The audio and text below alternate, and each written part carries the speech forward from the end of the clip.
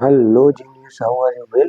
तो आज हमारा नया लेक्चर चालू हो गया है और आप सभी अच्छे होंगे। तो नया लेक्चर है हमारा पृथ्वी का चुंबकीय क्षेत्र तथा चुंबकीय पदार्थ। इसकी चर्चा हम करने वाले हैं इस लेक्चर में। बेसिक जानने वाले हैं कि हमारे बोर्ड परीक्षा के लिए ये चैप्टर काफ़ी महत्वपूर्ण होता है और इस चैप्टर में हम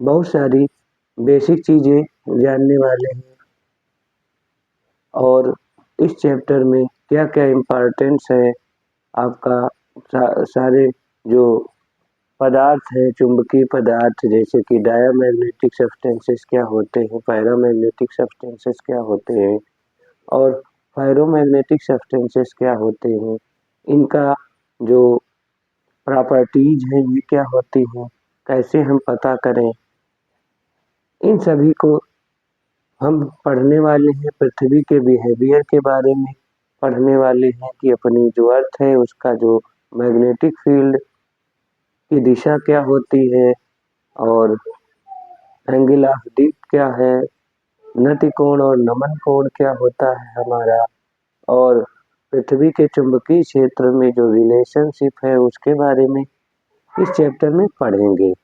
तो सारी चीज़ें हम आज नहीं कवर कर पाएंगे, लेकिन आज हम इसके बेसिक्स के बारे में और एक मोस्ट इम्पॉर्टेंट टॉपिक जो हमारा बोर्ड परीक्षा अधिक से अधिक पूछता रहता है उसकी चर्चा करेंगे। तो वो टॉपिक है हमारा तुल्यांकी धारावाही प्रणालिका के रूप में क्षण चुंबक, जो मोस्ट इम्पॉर्टेंट है हमारे एग्जाम के लिए, और इसको हम लोग आज कवर करेंगे। तो पहले जानते हैं कि पृथ्वी का जो अपना चुंबकीय क्षेत्र है वो उसकी दिशा क्या है। तो पृथ्वी के अपने चुंबकीय क्षेत्र की दिशा जो होती है वो हमारी दक्षिण से उत्तर की ओर होती है, तभी तो हमारा मैग्नेट जो होता है उत्तर से दक्षिण दिशा में जाके ठहरता है, अदरवाइज नहीं ठहरेगा। क्योंकि अगर सेम पोल्स होंगे तो वो क्या करेंगे, आपके रिपल करेंगे। इसीलिए सपोज करो, मान लो पृथ्वी का चुंबकीय क्षेत्र जो है उत्तर से दक्षिण दिशा में हो, तो जब भी आप कोई बार मैग्नेट ऐसे हैंग करोगे, एयर में हवा में लटकाओगे, तो जो उत्तरी ध्रुव होगा उसकी तरफ उसका दक्षिण ध्रुव जाएगा, यानी उल्टा। तो इसलिए उसकी दिशा फिर क्या हो जाएगी, दक्षिण से उत्तर की ओर हो जाएगी बार मैग्नेट की। तो इसीलिए तो उत्तर से दक्षिण की ओर में वो ठहरता है। तो इसका मतलब है कि पृथ्वी का जो अपना चुंबकीय क्षेत्र है उसकी दिशा जस्ट उल्टी होगी, तभी वो अपोजिट पोल होंगे तभी तो उनको अट्रैक्ट करेगा। तो चलिए अब अगर हम मानते हैं कोई हमारे पास धारावाही प्रणालिका है और उसमें हम कोई धारा प्रवाहित कराते हैं, पिछले लेक्चर में हमने पढ़ा है, तो उसमें मैग्नेटिक फील्ड क्या होती है, जनरेट होती है। अब मैग्नेटिक फील्ड उत्पन्न होती है तो धारा की दिशा के ऊपर निर्भर करता है कि वो धारा की दिशा उस लूप में या उस करंट कैरिंग कॉइल में किस डायरेक्शन में फॉलो हो रही है, प्रवाहित हो रही है। तो इसकी दिशा अगर मान लो करंट कैरिंग ये लूप है, इसमें हम क्लॉकवाइज डायरेक्शन में करंट फॉलो करा रहे हैं, तो ये जो हमारा लूप होगा बिहेव करेगा as a south pole. South pole मतलब दक्षिणी ध्रुव की तरह व्यवहार करेगा। अगर मान लो ये हमारा, इसमें अगर हम दक्षिणावर्त दिशा में यानी एंटी क्लॉकवाइज, ये क्लॉकवाइज और ये एंटी क्लॉकवाइज, वामावर्त बोलते हैं इसको, वामावर्त दिशा में हम इसमें करंट फ्लो कराएंगे तो वो जो कॉइल होगी बिहेव करेगी एज ए उत्तरी ध्रुव, मतलब नॉर्थ पोल की तरह बिहेव करेगी, यानी उत्तरी ध्रुव की तरह बिहेव करेगी। तो यहाँ पर दो मोस्ट इम्पॉर्टेंट पॉइंट है कि अगर हम किसी कॉइल में देखने पर हमको, जो कॉइल है उसको देखने पर हमको उसमें धारा की जो दिशा होती है वो क्लॉकवाइज दिखती है तो वो जो ध्रुव होगा वो हमारा दक्षिणी ध्रुव होगा। मान लो ये हमारा कोई करंट कैरिंग कंडक्टर है इस तरह से। अब इसमें हमने बहुत सारे मान लो इसमें मान लो धारा की दिशा हमने वायर लपेट दिया है ऐसे। अब इसमें धारा की दिशा हमने कर दिया है एंटी क्लॉकवाइज। तो ये वाला जो ध्रुव होगा हमारा, ये हमारा उत्तरी ध्रुव होगा। एंटी क्लॉकवाइज होगा तो उत्तरी ध्रुव होगा हमारा, यानी नॉर्थ साउथ पोल हो जाएगा, नॉर्थ पोल होगा। इसी ध्रुव को अगर आप नीचे से देखोगे तो यही कॉइल को ऊपर से देखने पर दूसरा पोल बनेगा, ध्रुव बनेगा हमारा। और नीचे से देखने पर उसमें डायरेक्शन क्या होगी, मान लो देखो ऐसे समझो, इसमें हमने धारा को ऐसे किया है। अगर इसी चीज को हम नीचे से देखेंगे तो इस तरह से हमको दिखेगी, इस तरह से। और इसको ऐसे देखोगे तो ये इसमें नीचे से देखने पर क्या बनेगा, नीचे से देखने पर साउथ ध्रुव बनेगा। यानी जैसे हमारे मैग्नेट में हमेशा दो ध्रुव होते हैं, उत्तरी ध्रुव और दक्षिणी ध्रुव, वैसे ही किसी भी सिंगल करंट कैरिंग कंडक्टर में दोनों डायरेक्शन में देखने पर अलग अलग पोल्स होते हैं। अगर इसको फिर सामने से देखोगे तो ये दक्षिणी ध्रुव है, और इसको पीछे से जाके देखोगे तो इसके पीछे वाले साइड पर उत्तरी ध्रुव बनेगा। यानी यहाँ पर भी कोई सिंगल पोल नहीं होता है, यानी हमेशा बाईपोल एग्जिस्ट करते हैं किसी भी, चाहे करंट कैरिंग कंडक्टर हो। क्योंकि अभी हम प्रूव करने वाले हैं करंट कैरिंग कंडक्टर जो होता है बिहेव्स लाइक अ बार मैग्नेट, यानी छड़ चुंबक की तरह ही व्यवहार करता है। जो प्रणालिका होती है धारावाही प्रणालिका भी हमारी छड़ चुंबक की तरह व्यवहार करती है। तो ये हमने बेसिक जाना है। अब हम चलते हैं अपने डेरिवेशन की तरफ, और जो कुछ बेसिक चीजें हैं। तो हमारी जो प्रणालिका होती है इसके बारे में हम पढ़ ही चुके हैं। और प्रणालिका जो होती है तुल्यांकी धारावाही प्रणालिका जो है, पहली बात तो प्रणालिका क्या है, तो हम कोई एक ऐसे बेलनाकार जो है सिलेंडर लेते हैं, यानी वो क्या होना चाहिए, इंसुलेटेड होना चाहिए, कागज का गत्ता हो या चीनी मिट्टी के बेलनाकार आकृति के ऊपर तांबे के विद्युत रोधी लेप लगे हुए तारों के अनेक फेरों को ऐसे लपेट कर जो आकृति बनती है उसको हम प्रणालिका कहते हैं। तो यहाँ पर तुल्यांकी धारावाही प्रणालिका के रूप में छड़ चुंबक यानी bar magnet as a current carrying solenoid, इसके बारे में हम जानेंगे। तो हमारे पास मान लो एक कोई धारावाही लंबी प्रणालिका है। अब ये धारावाही लंबी प्रणालिका है और इसकी लंबाई हम मान लेते हैं, सपोज करो इसकी लंबाई 2L है, 2L है। और इसके मिड पॉइंट से, मान लो इसके मिड पॉइंट O से हमें इस प्रणालिका का हम मान लेते हैं रेडियस जो है वो स्मॉल है, छोटा ही रेडियस। और यहाँ से छोटा x दूरी पर, इसके मिड पॉइंट से x दूरी पर हमने कोई dx लेंथ की छोटी सी पट्टी ले ली है, छोटी सी पट्टी ले ली है। और यहाँ कोई पॉइंट है हमारा P, इस P पॉइंट पर हमें चुंबकीय क्षेत्र बताना है। तो अब इसको हम करेंगे कैसे, ये टोटल लंबाई इधर मिड पॉइंट से आधी लंबाई तो हमारी L हो जाएगी इधर की, और इधर की आधी लंबाई वो भी L हो जाएगी।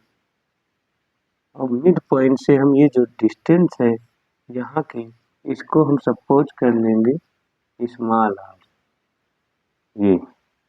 तो हमारी ये जो बची हुई डिस्टेंस इतनी है, ये क्या हो जाएगी, स्मॉल आर माइनस एक्स हो जाएगी भाई। देखो ये टोटल डिस्टेंस यहाँ मिड पॉइंट से आर है, तो उसमें से ये क्या होगा, इतनी एक्स घटाना है, एल नहीं घटाना है, क्योंकि हम यहाँ से लंबाई ले रहे हैं, तो एक्स को हम घटा देंगे तो आर माइनस एक्स हो जाएगी, सीधी सी बात है। अब इस पॉइंट पी पर हमको, तो यहाँ पर मान लेते हैं, यहाँ पर हम मान लेंगे, माना एकांक लंबाई में फेरों की संख्या, फेरों की संख्या स्मॉल एन है, छोटा एन है। एक एकांक लंबाई यानी 1 मीटर लंबाई में स्मॉल एन फेरे हैं, ऐसा मान लेंगे। फेरा क्यों कह रहे हैं, क्योंकि इसके इस प्रणालिका है, तो हमको यानी तुल्यांकी धारावाही प्रणालिका, यानी बार जो तुल्यांकी धारावाही प्रणालिका है वो छड़ चुंबक की तरह व्यवहार करेगी, उसको हमको प्रूफ करना है, तो इस पे बहुत सारे फेरे लपेटे होंगे। अब इसमें ये हमारा सिलेंडर है, मान लो इसकी रेडियस ये है। अब इसको हम करेंगे क्या, इसको रिंग के रूप में काट लेंगे, हॉलो सिलेंडर है, तो इसको अगर हम लोग वर्टिकली ऐसे काट लें तो बहुत सारी रिंग बनेंगी, छल्ले बनेंगे। और ये dx लेंथ का एक रिंग ही हमने काटा है, तो इस रिंग के कारण पी बिंदु पर हम लोग चुंबकीय क्षेत्र जानते हैं, क्योंकि पीछे हम वलय के कारण चुंबकीय क्षेत्र पढ़ चुके हैं। वो कितना होता है आप सभी पढ़ चुके हो, B बराबर μ0/2 और एक्स स्क्वायर प्लस ए स्क्वायर और कैपिटल NI ए स्क्वायर, ये होता है हमारा, ये पावर 3/2, ये हम लोग पढ़े हैं। तो ये हमारा फार्मूला होता है, इसी का उपयोग हम लोग करेंगे। तो चलिए देखते हैं, एक रिंग, तो इसमें हजारों रिंग है, तो हम क्या करेंगे, हजारों या करोड़ों रिंग हो सकती, तो इंटीग्रेट कर देंगे, क्योंकि हम यहाँ पर खड़े हैं, तो इसके इधर नेगेटिव एल हो जाएगा, इसके इधर पॉजिटिव एल हो जाएगा, तो सीधी सी बात है। तो हम लोग लिखते हैं भाई, इसके लिए लिखेंगे तो क्या हो जाएगा, वो तो वहाँ हम एक रिंग के लिए पढ़े थे। अब यहाँ पर जो सारी चीजें हैं लिखते हैं, तो यहाँ पर कुछ और चीजें लिख लें। अगर मान लो हमारी जो एक फेरी में आई करंट दौड़ रही है, तो हमारे कुल फेरे कितने होंगे, कैपिटल एन होंगे, उसकी बात बाद में करेंगे। जो कुल फेरे कैपिटल एन है वो क्या होंगे, कुल फेरे कैपिटल एन जो होंगे स्मॉल एन इंटू लंबाई, तो इसका उपयोग हम बाद में करेंगे। अब हम लोग इसको लिखते हैं, तो यहाँ पर जो हमारा मैग्नेटिक फील्ड है वो हमारा हो जाएगा B बराबर, या छोटा सा d, B बराबर integration μ0 small n into dx, लंबाई में dx फेरे हो जाएंगे, n इंटू dx, भाई छोटे से dx लेंथ के लिए हम लोग लिख रहे हैं, इंटू आई, और स्मॉल ए रेडियस है सिलेंडर की, तो स्मॉल ए लिख दो, और नीचे क्या है 2 टाइम्स हमारा, 2 टाइम्स है ए स्क्वायर हो जाएगा हमारा रेडियस प्लस आर माइन ये वाली डिस्टेंस लेंगे आर माइनस, क्योंकि वहां पर वो पूरी लेंथ होती थी, जो एक्स स्क्वायर होता था वही हम उसके बने रिंग से लेते थे, ध्यान करिए। तो इसका स्क्वायर का होल पावर 3/2, ये इतना आएगा हमारा। dx हमने क्यों लिया, क्योंकि dx दूरी पर हम लोग निकाल रहे हैं, यहाँ पर x होगा, क्योंकि यहाँ क्या है, ये इतनी डिस्टेंस r माइनस एक्स है, तो यहाँ पर r माइनस एक्स लिखेंगे। तो ये छोटी सी चुंबकीय क्षेत्र एक dx लेंथ की रिंग के लिए है। पूरा हमें चाहिए तो हम लोग इंटीग्रेट कर रहे हैं, कहाँ से कहाँ तक, -l से +l तक हमें इंटीग्रेट करना पड़ेगा। इसको इंटीग्रेट करेंगे तो b मिल जाएगा हमें, पूरा चुंबकीय क्षेत्र। अब छोटी सी बात यहाँ पर और आती है कि जो है यहाँ पर कुछ एजम्पशंस लेना पड़ेगा कि जो हमारी r है मच ग्रेटर देन है। तो यहाँ पर सपोज कर लेते हैं पहले, इफ जो हमारी ये रेडियस है, ये जो हमारी ये r दूरी है अक्ष पर, वो बहुत ज़्यादा है इन कंपैरिजन तो उसकी रेडियस और उसकी लंबाई की तुलना में अगर बहुत ज़्यादा है तो उसको हम क्या करेंगे, नेगलेक्ट कर देंगे। If small r is greater than small l and हमारा small r is greater than radius, so हम यहाँ पर एजम्पशन ये कर रहे हैं कि जो हमारी r माइनस एक्स है ये नियरली अबाउट टू r हो जाएगा, बस इतना।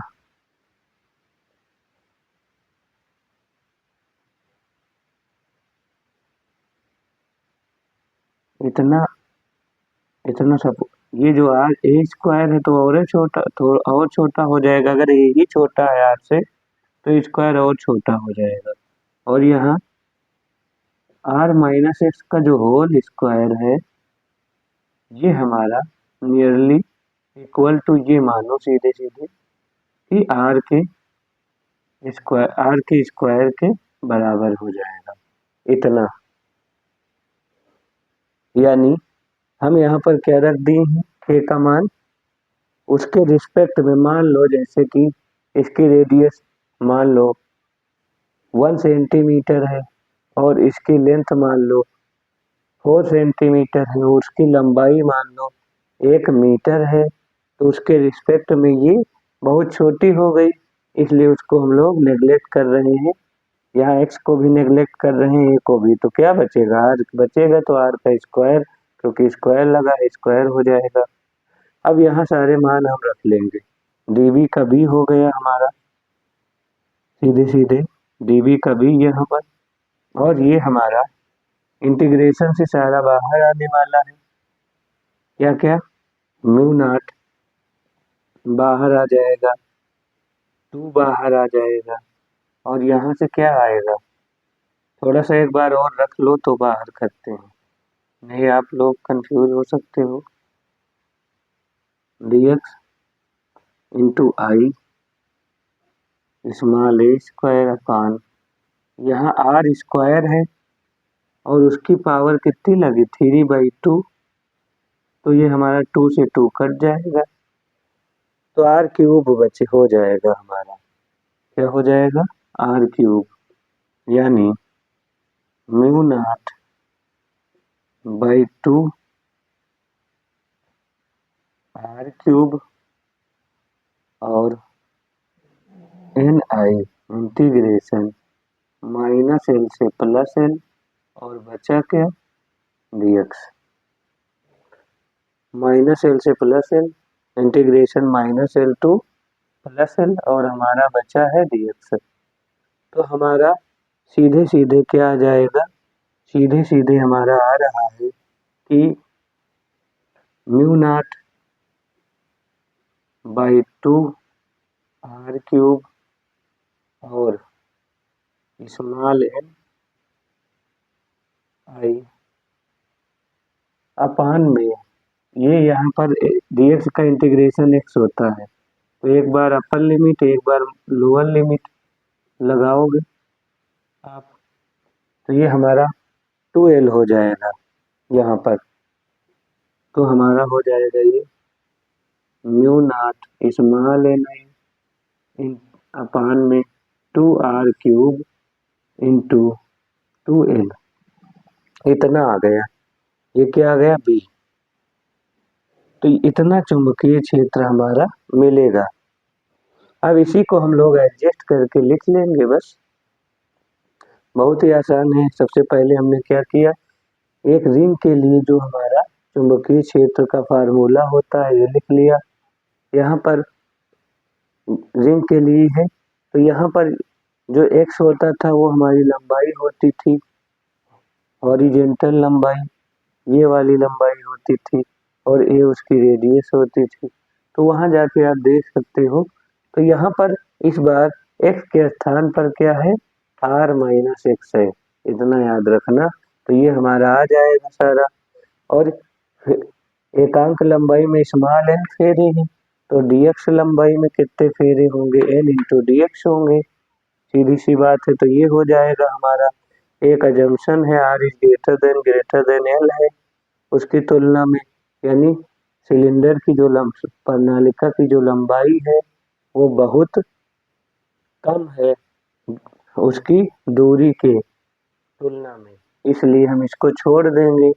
और उसकी रेडियस भी बहुत छोटी है, तो हम a² प्लस r² r-x का होल स्क्वायर को हम r² मानेंगे। तो यहाँ पर रखेंगे r² की पावर 3/2, तो 2 से 2 कट जाएगा, और हमारा ये mu naught by 2 r² into ni बाहर आ जाएगा, क्योंकि ये सारा का सारा क्या है, कांस्टेंट है। और हमारा सिर्फ और सिर्फ इंटीग्रेशन किसका होगा, dx का। -l लिमिट क्यों लेंगे, बाएं नेगेटिव और दाएं पॉजिटिव लेते हैं। बस इतनी सी ये कहानी थी। अब आगे इसका फार्मूला, इसको एडजस्ट करना है बस। एडजस्ट करने के लिए इसमें हम कुछ गुणा भाग करा लें बस, तो हमारा b बराबर हो गया। यहाँ पर अगर हम इसमें 2 पाई से गुणा करा लें तो म्यू नॉट बाई, अगर हम इसको ऐसे लिखें, म्यू नॉट बाई 4 पाई, यानी 2 पाई से हमने गुणा करा लिया है। तो यहाँ small n into I into small n into 2l into 2l into I, और हमारे पास पाई जो बचा था, यहाँ 2 भी तो है, पाई a² अलग ले लो और अपान में r³। अगर इसको आप काटोगे 2 से और पाई से पाई, तो यही आ जाएगा जो हमारा यहाँ लिखा है। क्यों, क्योंकि ये 2 2 जा 4, 2 2 जा 4, यहाँ 2 पाई बचेगा, पाई से पाई कट जाएगा, और ये 2l तो हमारा लिखा ही है यहाँ पर। तो ये जो हमारा बनेगा ये टोटल, ये हमारा m बन जाएगा, क्योंकि हमने अभी लिखा है कि n इंटू 2l क्या होगा, कैपिटल N हो जाएगा। तो उसको n इंटू 2l को हम लोग कैपिटल N लिख लेंगे, और पाई a² यानी इसका रेडियस है, क्षेत्रफल हो जाएगा, वो a हो जाएगा। तो चलिए लिख लेते हैं इसको। तो mu naught by 4 pi 2 into capital N into I into capital A अपान में r³। जो पाई a² है कैपिटल A हो गया, आई तो था ही, कैपिटल N क्या है, स्मॉल n इंटू 2l, कुल फेरों की संख्या हो गई। तो हमारा ये आ चुका है।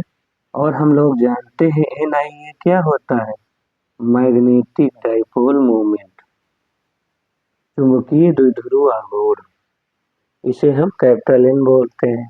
तो यहाँ पर लिख लो चूंकि, यहाँ पर लिख लो चूंकि कैपिटल M जो होता है वो हमारा होता है कैपिटल NI A के बराबर। तो जैसे ही आप लिखोगे आपका प्यारा सा फार्मूला आ चुका है, mu naught by 4 pi two capital M upon में आर्क क्यूब। तो ये आप देख रहे हो कि जो ये फार्मूला निकल के आया है मैग्नेट, हमने जो बार मैग्नेट में छड़ चुंबक में निकाला था उसकी अक्ष पे चुंबकीय क्षेत्र तो इतनी ही आई थी। तो यहाँ से ये प्रूफ करता है कि जो हमारा तुल्यांकी धारावाही प्रणालिका होती है वो भी छड़ चुंबक की तरह व्यवहार करती है। यानी अगर दो प्रणालिकाओं को हम पास पास लाएंगे, अगर सेम ही टाइप के ध्रुव होंगे तो वो प्रतिकर्षित करेंगे, अपोजिट टाइप के ध्रुव होंगे तो आकर्षित करेंगे। क्योंकि यहाँ से हमने प्रूफ कर लिया है, क्योंकि छड़ चुंबक का भी इतना ही चुंबकीय क्षेत्र आया था, इसलिए ये यहाँ से प्रूफ हो जाता है। और आशा करते हैं आप लोग बढ़िया से समझे होंगे इसका डेरिवेशन, जो कि हमारा 4-5 नंबर दे के जाएगा और हमें आगे बढ़ाएगा और हमको मोटिवेशन भी मिलेगा। अगर ये हम कायदे से नहीं समझ पाए हैं तो एक बार आराम से फिर से रिवर्स करके देखें और इसको समझें, क्योंकि मोस्ट इम्पॉर्टेंट टॉपिक है हमारा और यहाँ से नंबर ज़रूर बनता है। इस चैप्टर से 4-5 नंबर तो आता ही आता है। तो आशा करते हैं ये वीडियो आपको मोटिवेट करेगा और फिर मिलते हैं किसी अच्छे लेक्चर के साथ में। थैंक्स फॉर वाचिंग, फिर मिलेंगे।